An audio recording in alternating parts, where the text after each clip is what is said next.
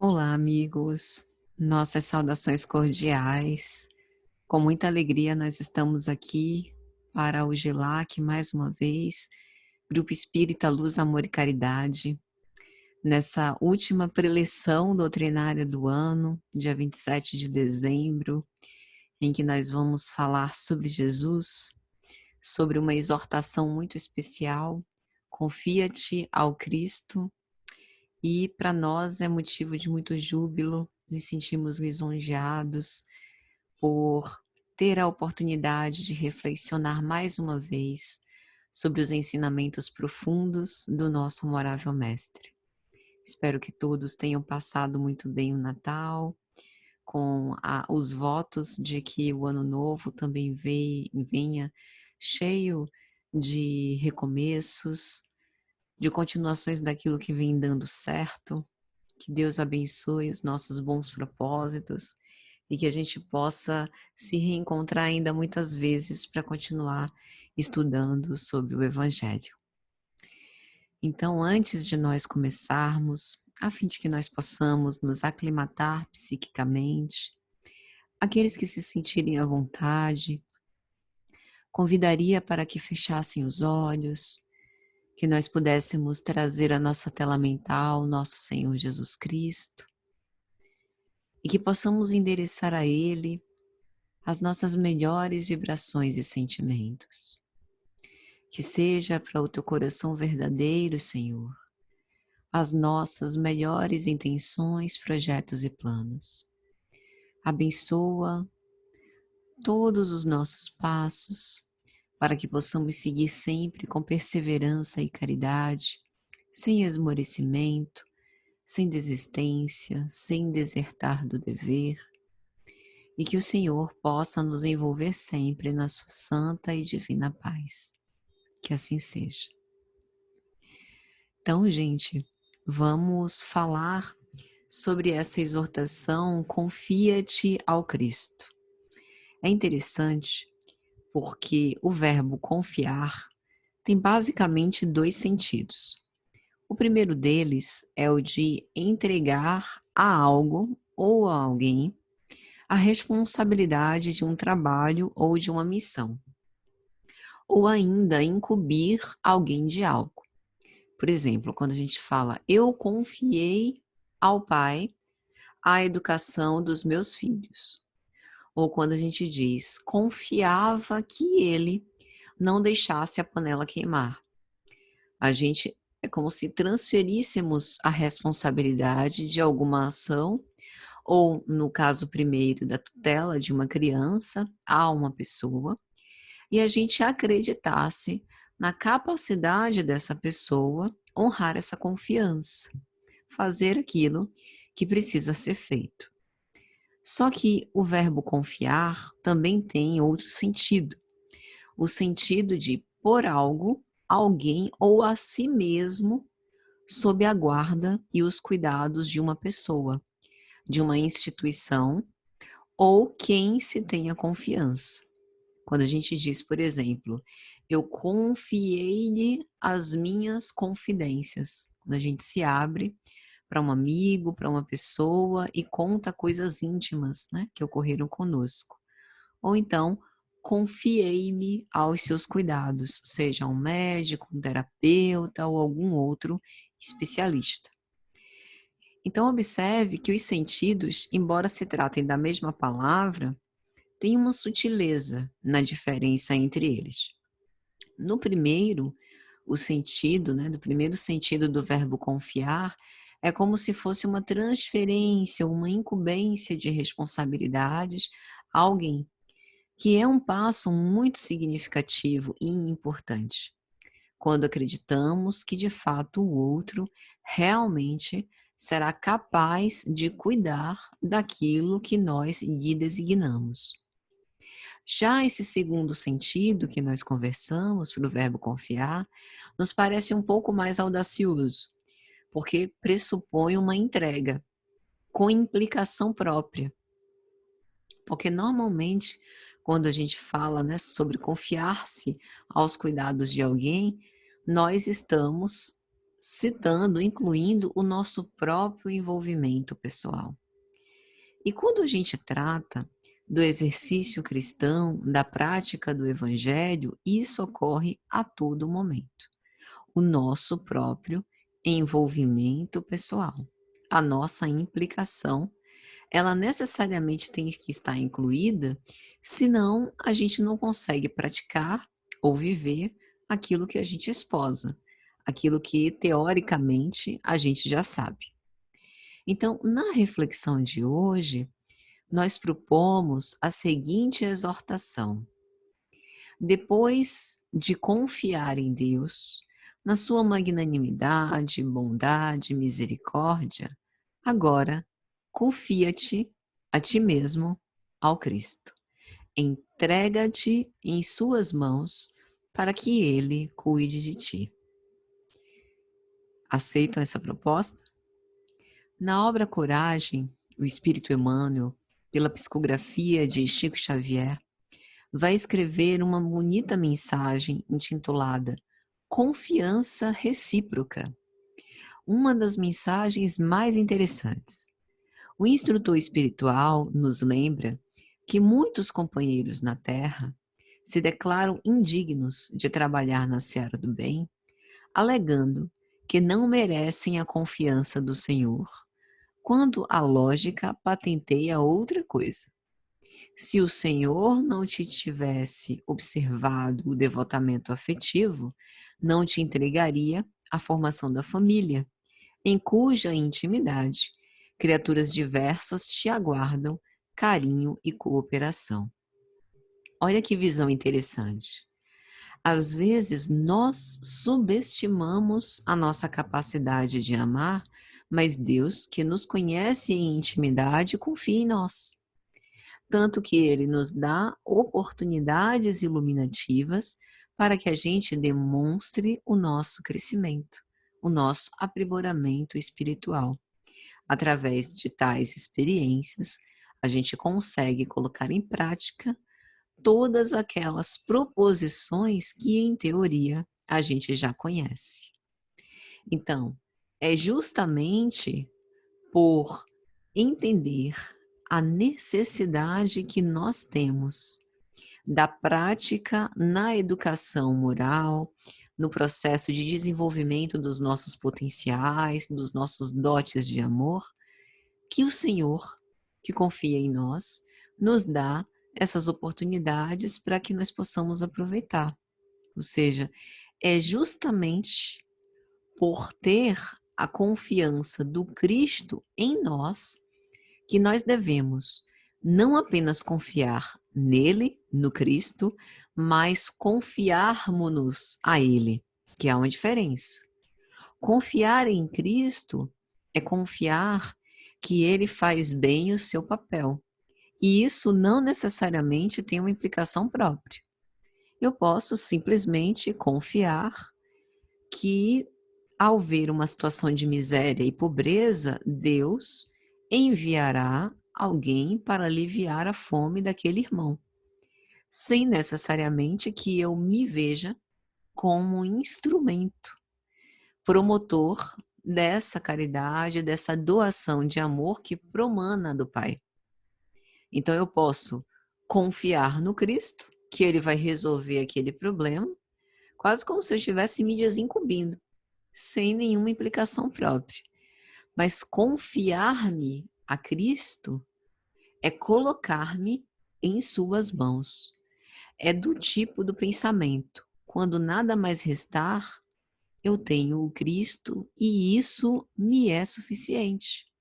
Isso me basta, porque Ele é o meu provedor. Então, aqui necessariamente há uma implicação. Quando nós nos confiamos ao Cristo, isso não significa de modo algum isenção de responsabilidades próprias, omissão ou negligência de nossa parte. Pelo contrário, é justamente por confiarmos-nos ao Cristo que a nossa parte será bem cumprida. Afinal, como diz Emmanuel, se não te apreciasse o Senhor, O espírito de responsabilidade não te permitiria desenvolver tarefas de inteligência através das quais influencias grande número de pessoas. Mesmo que a gente desconheça, mesmo que a gente não queira, mesmo que a gente nem perceba. Nós estamos sendo influenciados, porque em tudo na criação vige a lei de cooperação. Então, é confiando na responsabilidade dos nossos atos que o Senhor assim concede. É bem verdade que nem todos desenvolvemos a inteligência com responsabilidade, mas aí é semeadura nossa. O Senhor confiou em nós, confiou-nos esse talento, para que a gente não colocasse na terra e escondesse, mas a gente pudesse multiplicar e compartilhar essas bênçãos com os nossos irmãos de marcha. Aí agora depende de uma atividade nossa. Se o Senhor não acreditasse na tua nobreza de sentimentos, não te induziria a sublimar princípios e atitudes na realização das boas obras, com as quais aprendes a estender-lhe no mundo o reino de amor. É justamente por confiar no nosso potencial iluminativo, de que somos deuses, de que podemos fazer brilhar a nossa luz, que nós estamos diante das oportunidades iluminativas com o objetivo de aprimorar os nossos sentimentos pelas boas construções, edificadas pelo amor e caridade, estendendo assim o reino divino no nosso coração e no coração de todos os homens. Então, o Senhor nos faculta oportunidades para o nosso próprio crescimento e evolução espiritual. Mas nós podemos passar pela vida completamente alheios a isso. Tem um trecho do Antigo Testamento, né, do livro do profeta Isaías, que ele fala: e haverá um dia em que falarás, e eles, tendo ouvidos, não ouvirão, tendo olhos, não verão, tendo mente, não assimilarão. Né? Isso é repetido por Paulo numa das suas últimas passagens no livro de Atos dos Apóstolos aos judeus, principalmente aqueles mais refratários ao conhecimento, que se colocavam de uma forma impermeável a essas rogativas do alto para multiplicar esses talentos. As oportunidades e os talentos não faltavam. O Senhor facultava-lhes oportunidades para o crescimento e evolução espiritual, mas eles preferiam passar impermeáveis. Assim também pode ocorrer conosco. A gente tem, durante a nossa vida, diversas oportunidades de reconsiderações, de reavaliações, de mudanças de pensamento, do nosso comportamento, mas a gente faz se a gente quiser. Se a gente não quiser, nós permanecemos impermeáveis. Aí vai da utilização do nosso próprio livre-arbítrio, né? Mas é confiando na capacidade que temos de sublimar essas atitudes e de nos melhorar, que o Senhor nos coloca nessas situações. Mas o aproveitamento é individual. Emmanuel também diz que se o Senhor não te reconhecesse o senso de escolha, não te levaria a examinar as teorias do bem e do mal, para que abraces livremente o próprio caminho. Ou seja, se o Senhor não confiasse no nosso discernimento, nós não teríamos a consciência de ponderar e de fazer essa análise crítica. O instinto, ele funciona muito melhor do que o raciocínio, do que a inteligência. É uma inteligência herdada que não erra, né? E que é super importante, sobretudo para conservação e sobrevivência.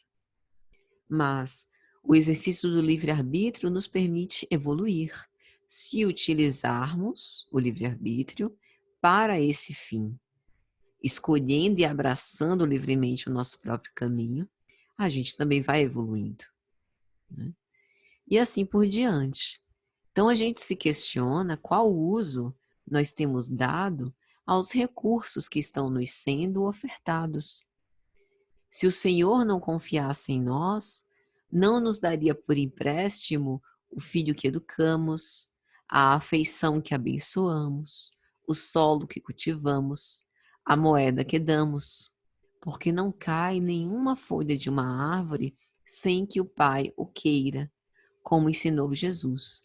Então, toda a possibilidade da criatura na edificação do bem é concessão do Criador, porque o amor dele provém. E qual o nosso proveito nisso? Se esse crédito vem do Pai Supremo, e se ele demanda de nós a aplicação com as responsabilidades consequentes, o que nós temos feito disso? Né? E Emmanuel termina a mensagem dizendo: sempre que te refiras aos problemas da fé, não te fixes tão somente na fé que depositas em Deus. Recorda que Deus, igualmente, confia em ti. E eu acho isso muito interessante para as nossas reflexões de hoje. Se Deus, que nos conhece intimamente, confia em nós, qual a razão que nós teríamos de nos achar, assim, campeões da iniquidade por conta dos nossos erros tão peculiares ao nosso processo evolutivo? Por que a gente tem tanta dificuldade para se perdoar? Se Deus, que é o nosso Criador, magnânimo, todo perfeição e bondade, não apenas nos absolve, no sentido de que a gente não precisa se manter fixado no erro, como também nos confere oportunidades para que a gente realinhe a marcha. Ele confia em nós. Então, confiando em Deus e sabendo que Ele confia em nós, agora nós podemos nos confiar ao Cristo.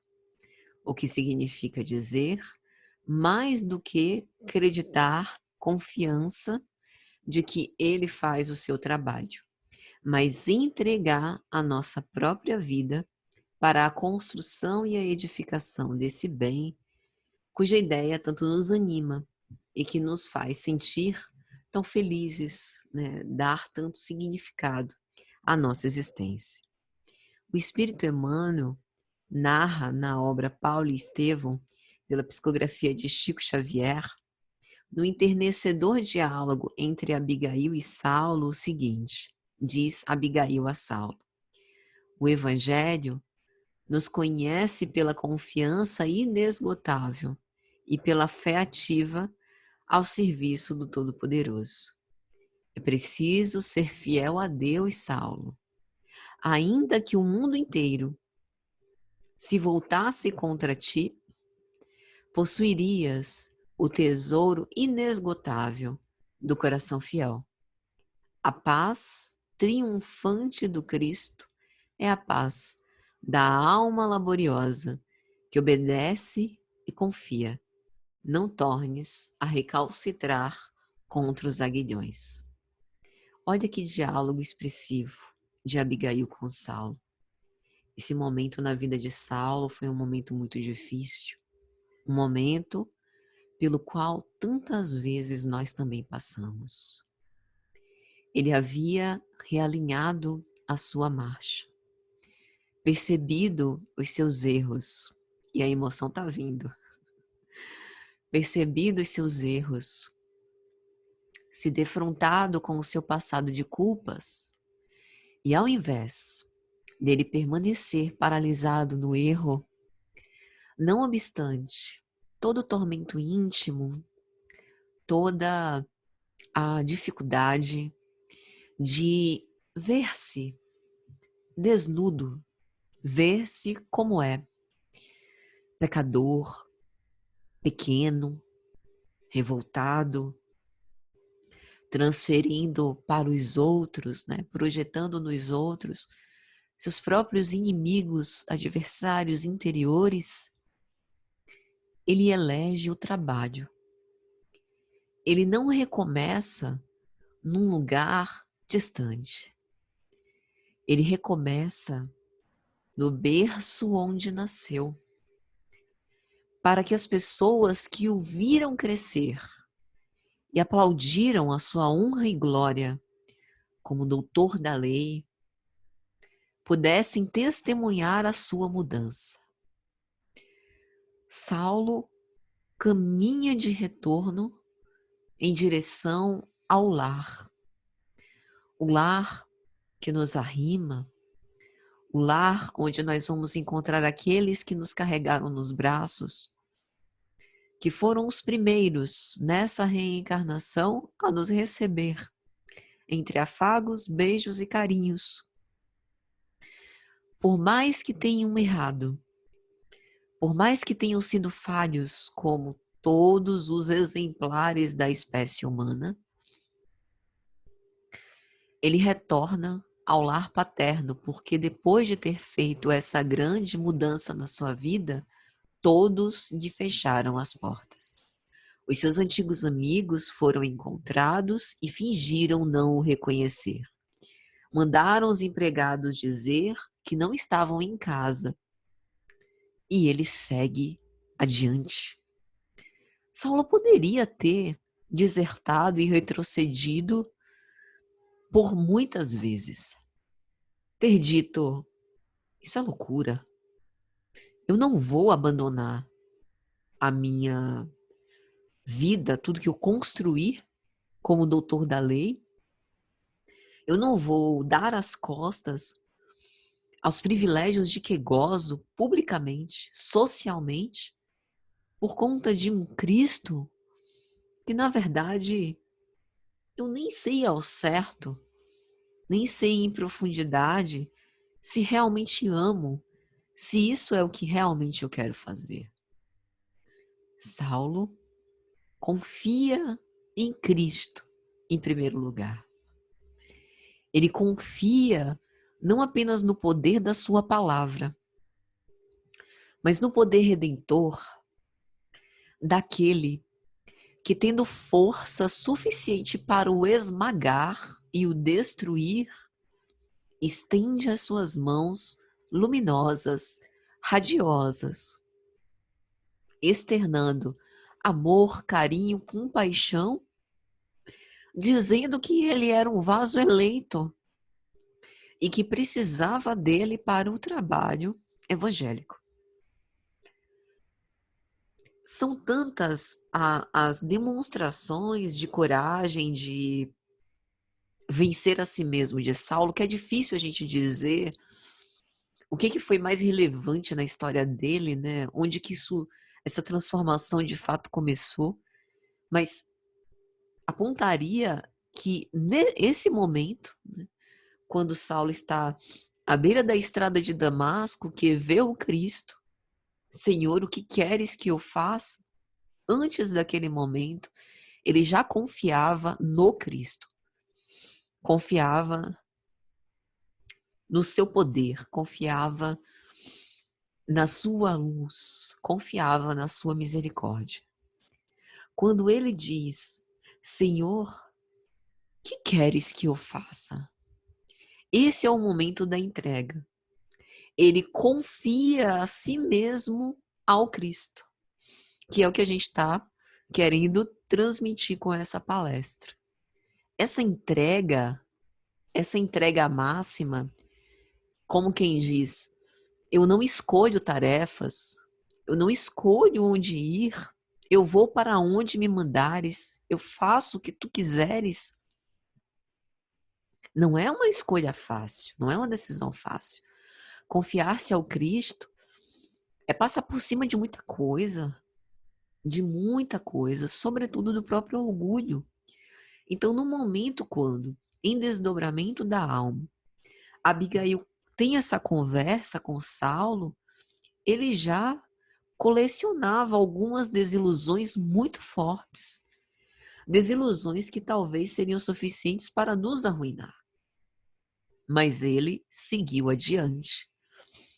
E ela lembra desse momento, né? Porque quem disse em primeiro lugar, Saulo, Saulo, não recalcitres contra os aguilhões, foi o próprio Cristo. Então Abigail repete isso, né?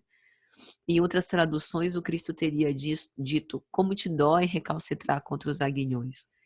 Então Abigail repete isso. Lembra que a proposta do Evangelho é essa confiança inesgotável, é essa fé que não se apaga no serviço e distinto, no serviço de todos os dias e de sempre ao Todo-Poderoso.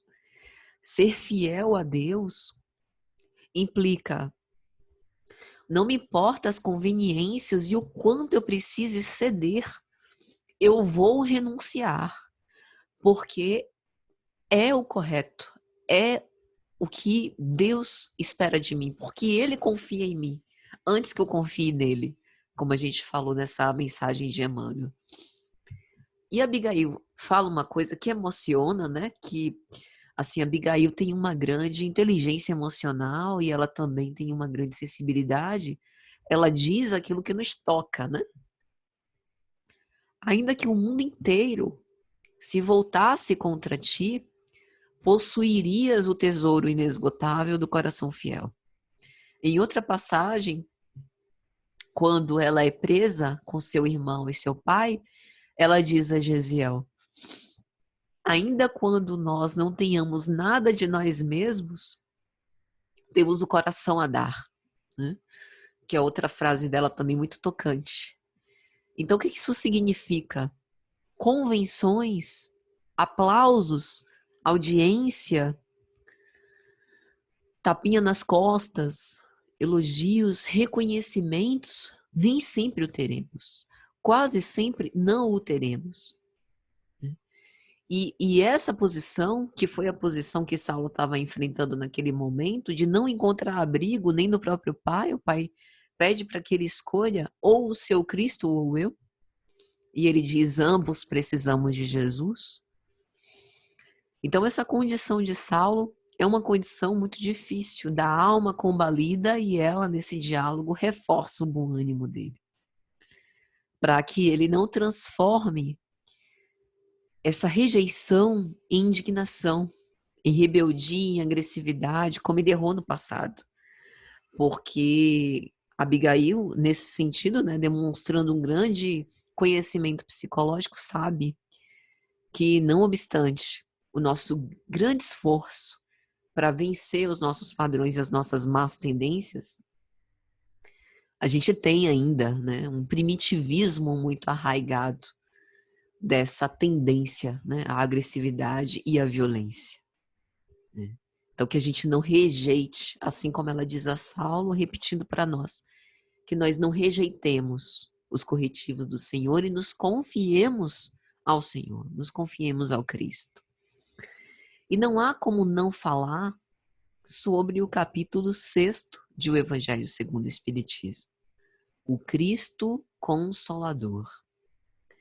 A primeira mensagem intitulada O Jugo Leve, e Kardec coloca o capítulo 11 de Mateus, versículos 28 a 30, quando o Cristo vai dizer, vinde a mim, vós que estáis aflitos e sobrecarregados, e eu vos aliviarei. Tomai sobre vós o meu jugo, e aprendei comigo, que sou brando e humilde de coração, e achareis repouso para as vossas almas. Pois suave o meu jugo e leve o meu fardo. Todos os aflitos encontram a sua consolação na fé no futuro e na confiança em Deus. Esses aflitos que serão consolados são aqueles que se confiam ao Cristo. Então, esse discurso atinge as almas combalidas que todos nós somos, invariavelmente. Os combalidos, os cansados, os aflitos, os degredados, os esquecidos. A ordem dos capítulos de O Evangelho segundo o Espiritismo não se dá ao acaso. A gente começa com o capítulo 1, Não Vim Destruir a Lei, quando Kardec vai organizar para nós as mensagens relacionadas às 3 revelações divinas. No capítulo 2, ele coloca a temática do meu reino não é deste mundo, nos lembrando sobre a promessa futura. Capítulo 3, há muitas moradas na casa do meu Pai, que versa sobre a progressão dos mundos. Capítulo 4, ninguém pode ver o reino dos céus se não nascer de novo, que aborda a temática da reencarnação. Capítulo 5, bem-aventurados os aflitos, que versa sobre a justiça das aflições. E o 6, o Cristo Consolador.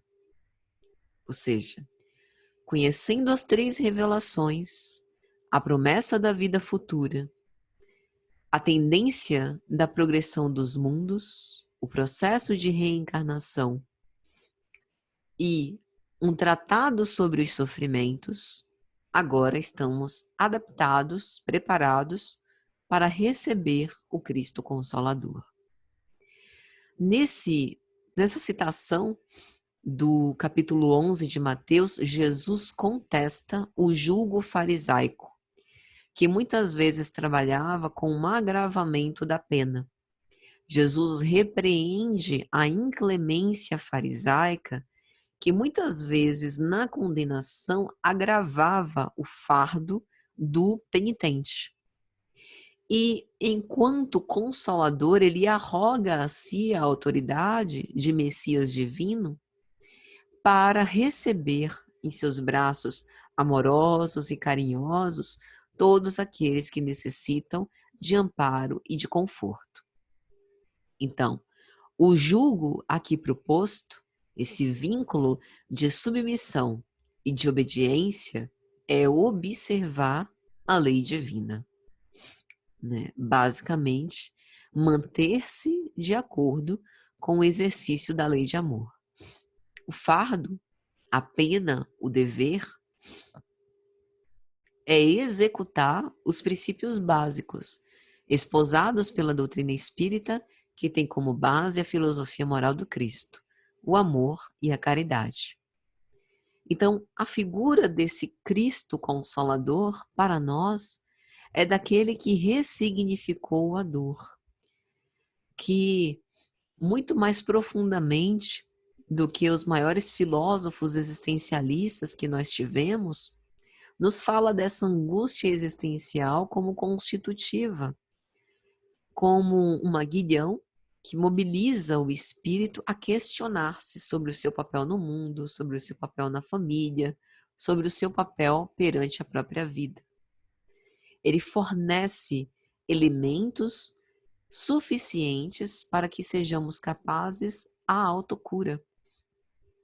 Joana de Ângeles Espírito, pela psicografia de Divaldo Franco, tem a 3ª obra da série psicológica, Plenitude, e um capítulo que ela dedica à autocura, que vale muito a pena a gente estudar e investigar, porque ela vai lançar o nosso olhar para esses grandes potenciais ressignificadores que já trazemos no nosso íntimo e que precisam ser visitados e desenvolvidos, até para que a gente tenha um tratamento eficaz perante o sofrimento.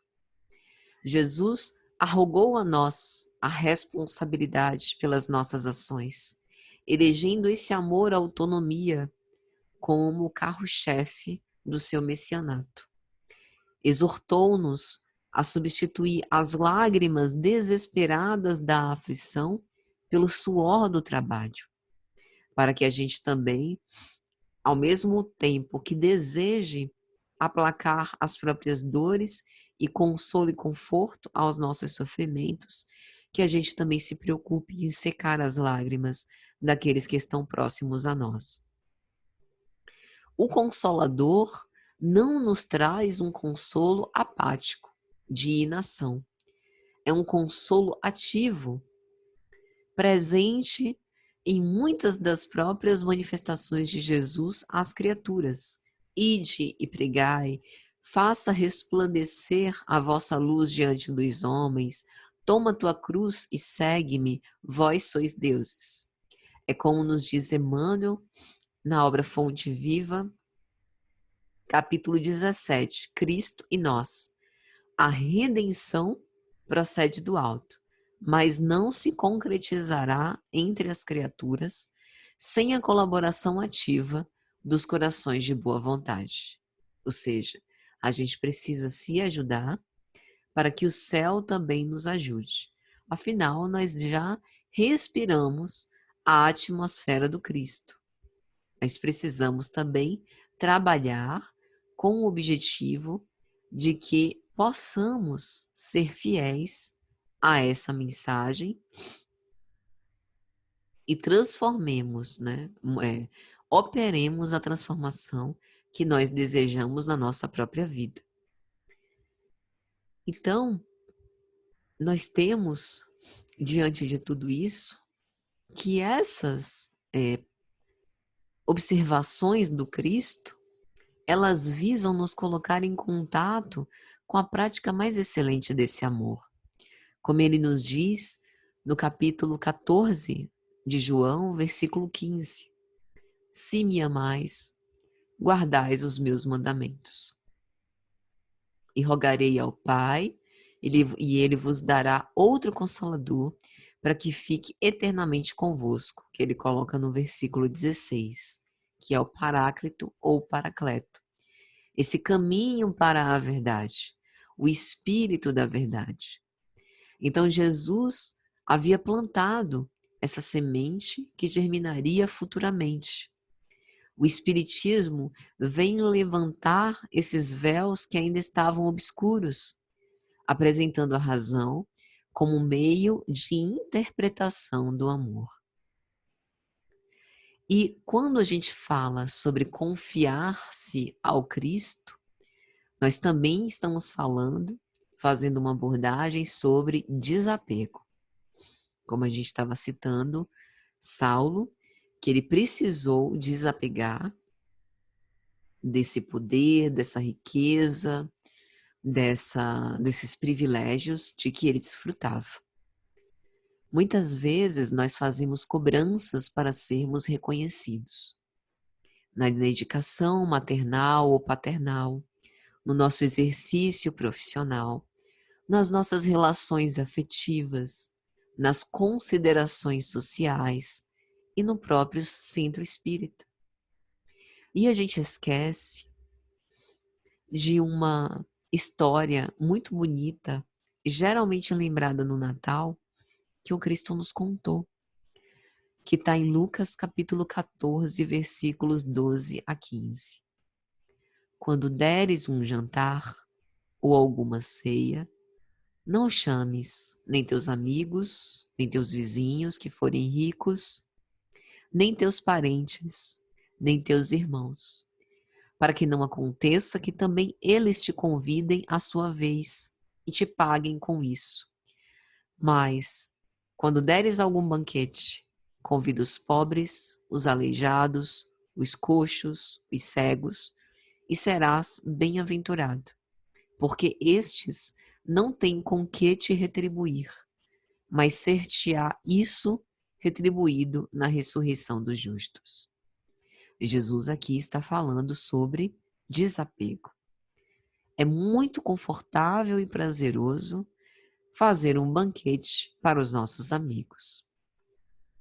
Quando a gente faz isso, normalmente, embora não seja um acordo explícito, isso vai ser recompensado logo à frente. Os nossos amigos também nos chamarão para que nós possamos nos reunir com eles em momento propício em outra oportunidade. E pelos laços de amizade, isso é até feito de uma forma não mecânica, mas bastante natural, respeitando essa afinidade que nós possuímos. Só que aqui Jesus está nos lembrando que a gente não deve fazer algo esperando esse retorno, o que é muito difícil para nós. que todas as vezes que a gente pensa em fazer algo por alguém, que a gente dê preferência àquelas condições, ou que a pessoa não possa retribuir, né? Ou necessariamente que nós tenhamos o prazer em realizar sem pensar no depois, para que a gente se mantenha nesse tempo presente. Daí o exemplo que ele cita dos pobres, aleijados, coxos e cegos, né? Ou seja, não sustentar essa filosofia do dou para que me dê. Recordemos que Jesus se confiou a suprema renúncia a benefício de todos, jamais aguardando reconhecimento.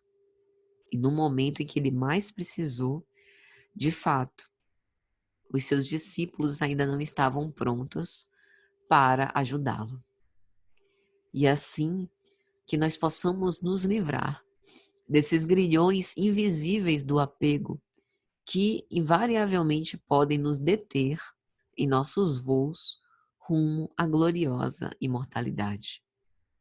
O desapego às opiniões externas não significa ser indiferente em relação às outras pessoas e se tornar um antissocial, mas significa que eu não coloco, não outorgo, não dou ao outro essa chance, essa posição privilegiada de dizer como eu me sinto. Ou seja, se alguém me critica, o meu dia perde a cor, eu fico completamente chateada, indignada, não quero mais saber de nada nem de ninguém, me tranco no quarto para chorar. Se eu, de outro modo, não sou, acontece algo bom comigo, eu divido isso com alguém ou publico nas redes sociais, e eu não recebo os likes que eu gostaria, ou não na quantidade que eu gostaria, aquele movimento não se tornou efusivo, então isso acaba o meu dia? É como se a minha conquista perdesse o seu valor? Qual o nosso grau de apego às opiniões externas? Então não é uma questão de indiferença, é uma questão da gente colocar, ancorar as nossas bases da própria autoestima autocentrados dentro de nós, não com base naquilo que o outro venha me dizer, ou se ele vir a gostar ou não. Assim a gente consegue assumir a responsabilidade pelas nossas próprias ações, a responsabilidade afetiva de prevenir lesões emocionais no outro, desse envolvimento, sedução, criar expectativas, porque não existe, né, essa relação em que opere uma dinâmica real unilateral. Joana tem uma obra que ela vai falar sobre o desapego, Rejubila-te em Deus, em que ela diz sobre a necessidade da gente reconhecer o nosso apego e de já treinar isso desde o momento presente. E nós temos observado, sobretudo com o aumento, né, com esse processo da pandemia, o aumento da nossa sensibilidade nesses tempos. Tanto em relação emocional, psíquica, né, na convivência com o outro, também espiritual, na assimilação de impressões e intuições da psicosfera terrestre. Então, Joana vai falar que alguns apegos nos servem de estímulos psicológicos para os enfrentamentos, as dificuldades existenciais. Outros transformam-se em verdadeiros cárceres privados, que dificultam os voos espirituais em busca da liberdade. Um exemplo disso é na obra No Mundo Maior, pelo espírito André Luiz, quando ele conta no capítulo 10, Dolorosa Perda, a história de Cecília, que foi criada, na expressão do autor, por excesso de ternura da mãe, e perde a mãe muito cedo. Ela, se eu não me engano, tem por volta de 18 anos, fica grávida e acaba transferindo a culpa à mãe morta, por não ter lhe dado a educação moral suficiente para que ela pudesse caminhar de um modo mais responsável na vida. Então, Tem certos mimos que a gente faz, que a gente acha que é amor, que é cuidado, mas é excesso de proteção e que a gente acaba aleijando nossos filhos. Joana também vai falar que afetos e adversários que se encontravam no roteiro das realizações ressurgem como paixões desenfreadas e lancinantes, perturbadoras, ou como inimigos inclementes que geram transtornos obsessivos lamentáveis. Então, esses apegos, por vezes, têm desdobramentos muito desagradáveis, porque tem repercussões em relação a certas delinquências morais que hoje a gente até pode não repetir, mas que somos responsáveis de já ter feito um dia. E enquanto a gente está na vida, enquanto espíritos imortais, nós dispomos, durante a fase do sono reparador, quando a gente pode se desprender parcialmente do jugo material, a gente tem a possibilidade de se reencontrar com os mentores abnegados ou com os nossos verdugos desencarnados, de acordo com o nosso grau evolutivo. E isso também nos permite recordar-nos da imortalidade e dos graves deveres que nós temos a executar. Por isso, ao nos confiar ao Cristo, que a gente também exercite o desapego aos títulos, às posições de destaque, aos postos de serviço, à beleza, à vitalidade e à saúde do corpo, à popularidade, à audiência no trabalho, aos laços afetivos. Porque tudo isso passa. Tudo isso são apenas talentos, oportunidades iluminativas que nós temos com o objetivo de sermos cada vez melhores. Então, meus amigos, na esperança de que essa mensagem tenha sido de alguma sorte útil, tenha ajudado na reflexão de quem quer que seja, sobre essa confiança, não apenas no Cristo, mas confiarmos-nos a Ele.